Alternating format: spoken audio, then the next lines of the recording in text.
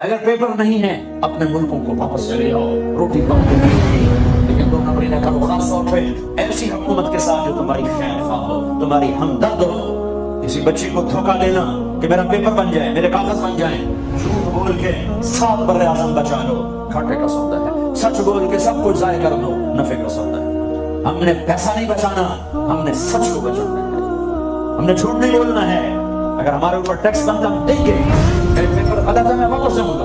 مجھے ایک ساتھی نے بتایا کہ خاتون کا فون آیا، اس نے کہیں میرا بیان سنا کہ میں نے یہاں جھوٹ بول کے سیاسی پناہ لی ہوئی ہے۔ دیکھو ان لوگوں نے آپ کو پاسپورٹ دیے، آپ کو نیشنل، آپ کو گھر میں ہر سہولت۔ کتنے لوگ ہیں جو فرضی لولے لنگڑے بن کے پیسے کھاتے ہیں، 10 مکان بینکوں سے لے کر کرائے پہ چڑھائے ہوئے ہیں۔ اللہ کے پاس جانے کا کوئی ارادہ نہیں ہے۔ میاں بیوی کا ٹوٹ جانا بہت بڑی تباہی ہے، نسل کی بربادی ہے۔ اگلی نسل کو کچھ دے کے جاؤ۔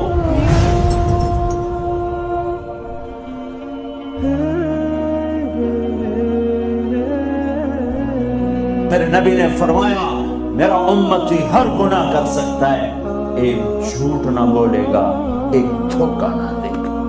تمہارے پاس پیپر صحیح بن جائیں مبارک ہو یہاں رہنا، اگر پیپر نہیں ہے اپنے ملکوں کو واپس چلے جاؤ، روٹی وہاں بھی ملے گی۔ اللہ سویا نہیں ہے، خزانے ختم نہیں ہیں، جہاں رہو گے اللہ رزق پہنچائے گا۔ لیکن 2 نمبری نہ کرو، خاص طور پہ ایسی حکومت کے ساتھ جو تمہاری خیر خواہ ہو، تمہاری ہمدرد ہو۔ مسلمان جھوٹ نہیں بولتا ہے۔ کسی بچی کو دھوکہ دینا کہ میرا پیپر بن جائے، میرے کاغذ بن جائیں،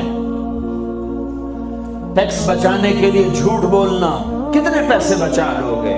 جھوٹ بول کے 7 بر اعظم بچا لو، گھاٹے کا سودا ہے۔ سچ بول کے سب کچھ ضائع کر دو، نفع کا سودا ہے۔ یزید 3 بر اعظم کی حکومت چھوڑ کے مرا، 3 بر اعظم کی حکومت چھوڑ کے مرا۔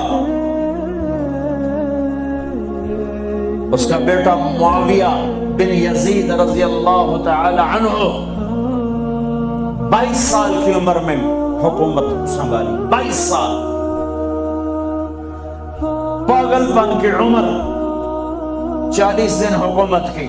سارا خاندان اکٹھا کر کے کہنے لگا میرے بھائیو، جس تخت کے نیچے حسین کا اور اہل بیت کا خون گرا ہو، میں اس تخت پہ لعنت بھیجتا ہوں۔ یہ ہے تمہاری حکومت، اس کو مرضی دے دو۔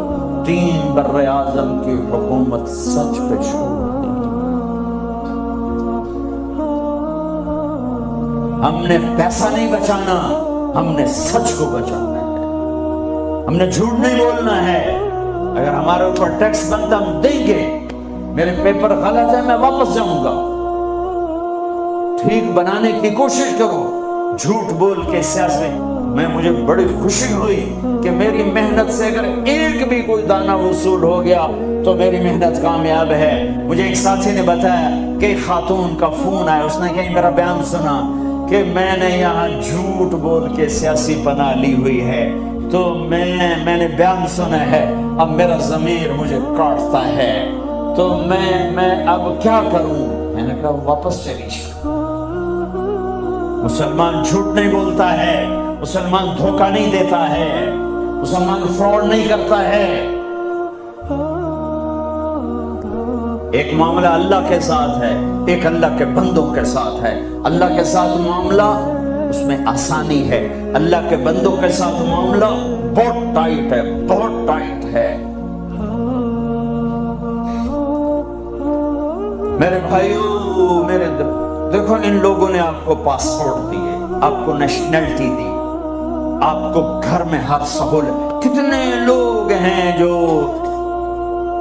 فرضی لولے لنگڑے بن کے پیسے کھا رہے ہیں، فرضی لڑائیاں پیپر بنا کے کونسل سے مکان لے رہے ہیں۔ میں بڑے درد سے یہ باتیں کہہ رہا ہوں۔ 10 مکان بینکوں سے لے کر کرائے پہ چڑھائے ہوئے ہیں۔ مرنے کا کوئی ارادہ نہیں ہے، اللہ کے پاس جانے کا کوئی ارادہ نہیں ہے، تو پھر ایک سچ کے ساتھی بنوں، سچ کے ساتھی بنوں، سچ کے ساتھی بنوں۔ بازار کا دین سچائی، بازار کا دین صحیح طول، آفس کا دین دیانتداری۔ تمہاری اللہ کی قسم ایک سچے بول پر ساتوں زمین آسمان قربان کیے جا سکتے، ایک سچے بول پر پوری دنیا کو لات ماری جا سکتی ہے۔ یہ راستہ میرے نبی کا بتایا ہوا ہے۔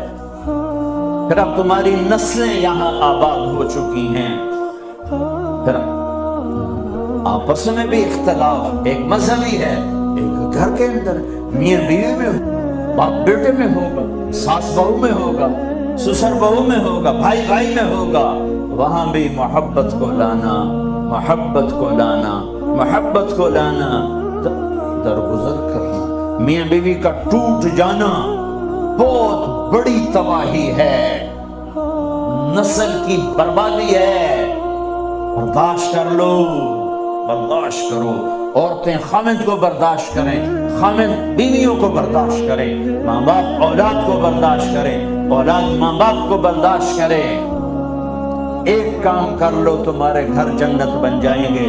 اللہ کی قسم، سونے چاندی سے گھر جنت نہیں بنتے، زبان کا بول میٹھا کر لو، گھر جنت بن جائیں گے۔ زبان کا بول میٹھا کر لو، بیوی کے لیے بول میٹھا کر دو، بیوی خامد کے لیے بول میٹھا کر دے۔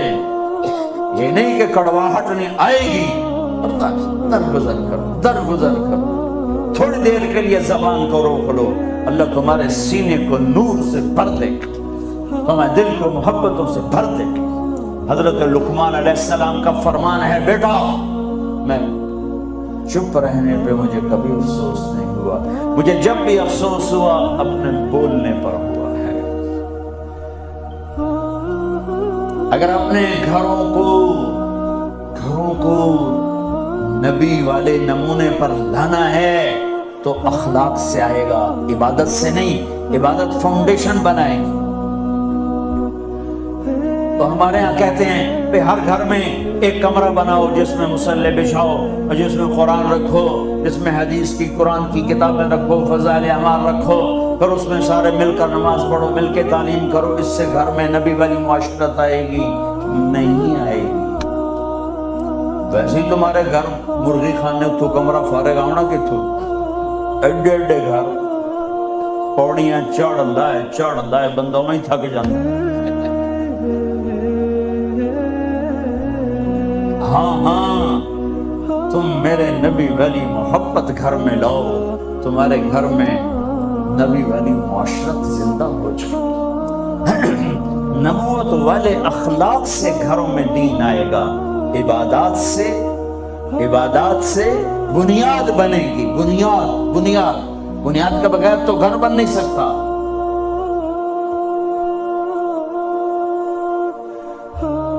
جو آگے گھر میں دینی معاشرت، وہ ایک دوسرے کو برداشت کرنا، ایک دوسرے کے ساتھ درگزر کا معاملہ، ایک دوسرے سے اظہار محبت۔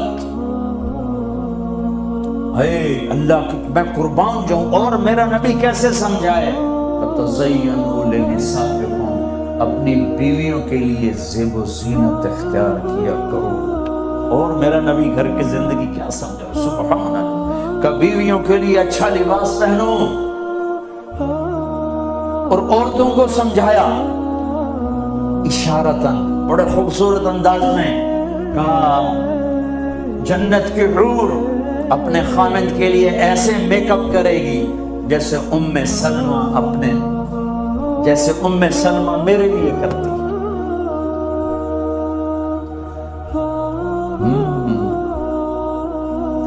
لباس بھی اچھا، بول بھی اچھا، محبت کی نظر ہو، نفرت کی نظر نہ ہو، نظر پورا پیغام۔ معصوم بچہ اس کو ایسے دیکھو تو رونے لگ جائے گا، اس کو یوں دیکھو تو ہنسنے لگ جائے گا۔ نظر میں اتنی طاقت ہے۔ نظروں کو محبت سے بھر دو، زبان کو مٹھاس سے بھر دو، تمہارے گھر نبی والی معاشرت زندہ ہو جائے گی، تمہارے گھروں میں دین زندہ ہو جائے گا۔ طنز نہ کرنا، تانا نہ دے۔